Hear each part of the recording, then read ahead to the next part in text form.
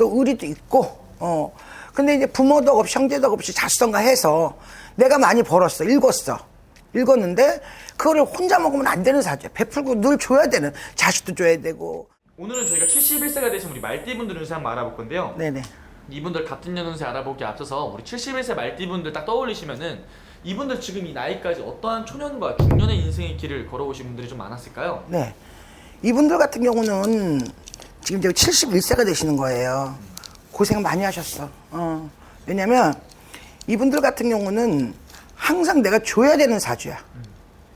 내가 벌어갖고 사람이 받는 사람도 있고 주는 사람도 있잖아요.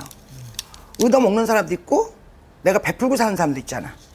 근데 이분들 같은 경우는 내가 돈을 많이 벌었어. 그거는 원장 사주야. 주고 살아야 돼.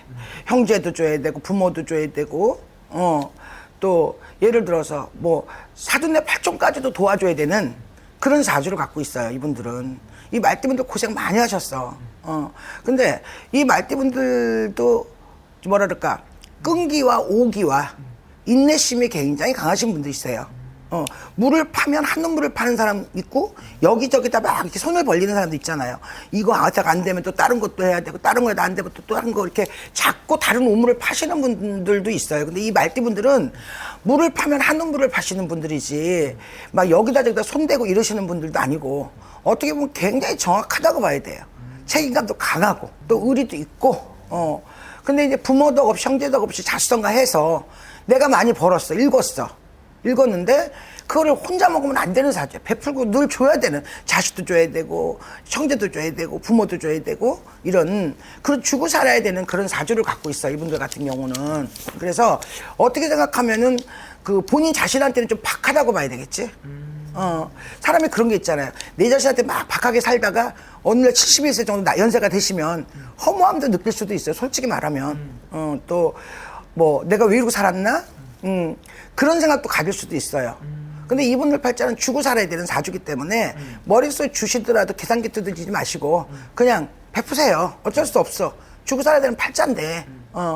자, 어떻게 생각하면 내 곳간이 없는데 내 곳간이 빈 곳간이 남을 도와주겠어요? 내가 있으니까 또 도와주는 거지. 나한테는 박해도 남한테는 인심을 막 쓰고 사셔야 되는 분들이에요. 그럼 오히려 이분들은 내가 베풀고도 돌아오는 게 없었던 그런 삶을 없죠. 없다고 봐야 되겠죠. 가정 내에서도 그렇고. 네네. 없다고 봐야 되니까. 그래도 이분들 같은 경우는 물론 뭐 사람이 뭐 예를 들어서 말띠, 실시바나 다 똑같은 사주는 아니에요. 사실은 잘 사는 사람도 있으면 못 사는 사람도 있을 것이고 운기가 좀 나쁜 사람도 있을 것이고.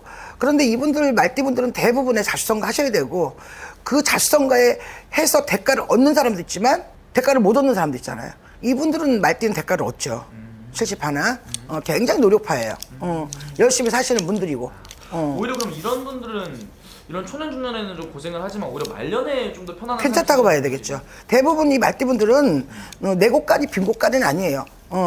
그래서 내 곳간이 있기 때문에 남도 도와주는 거고 남도 또 챙겨주는 거고 그렇기 때문에 이분들 같은 경우는 그런데 인덕은 없다고 봐야 돼. 형제나 예를 들어서 뭐 나이가 먹으면 우리가 지갑을 열으라 그러잖아요.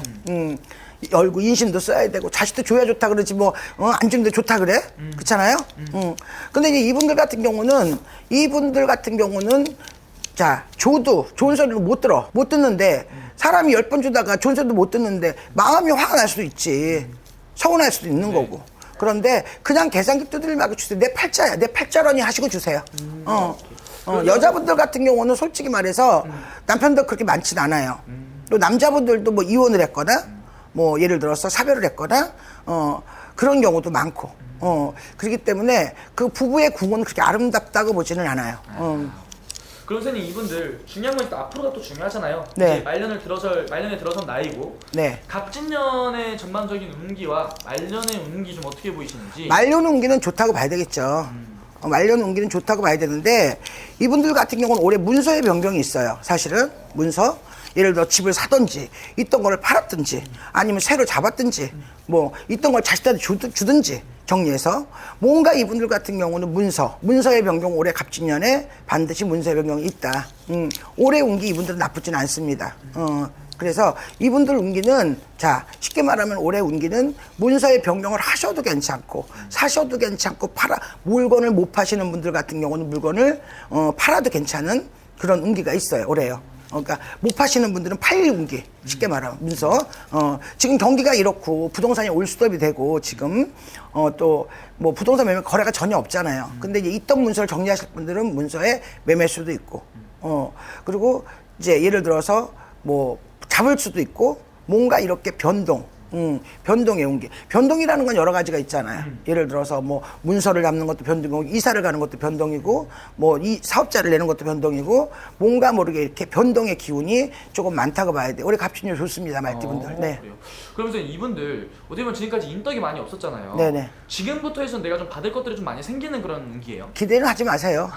왜냐면 자 사람이 뭐 나이가 들었다고 예를 들어서 뭐 인덕이 갑자기 좋아지겠어 내 팔자를 우리가 부모님 배 밖에 나왔을 때 이미 팔자는 정해져 있는 거야. 넌 주고 살아라. 줬는데 얻는 게 없다. 그거를 어떻게 고치겠어? 죽을 때까지 그거를 그렇잖아요. 근데 이제 이분들 같은 경우는 이제 올해 이제 인덕 이런 거는 기대하지 마시고 그냥 좋은 마음으로 베푸세요. 예를 들어서 내가 남한테 베풀었어. 네. 근데 내가 서운한 마음을 가져. 속상한 마음을 가져. 그러면 서운하고 속상한 마음을 가지면 예를 들자면 그럼 내가 괴롭잖아. 그렇죠. 남편도 내가 아니고 자식도 내가 아니고 남편도 내가 아니야. 나를 들들 볶으면 나만 힘들어. 그러니까 그 서운한 마음 갖지 마시고 그냥 좋은 마음으로 있으니까 베푸는 거지 없는데 베풀어요? 그래 안 그래? 맞습니다.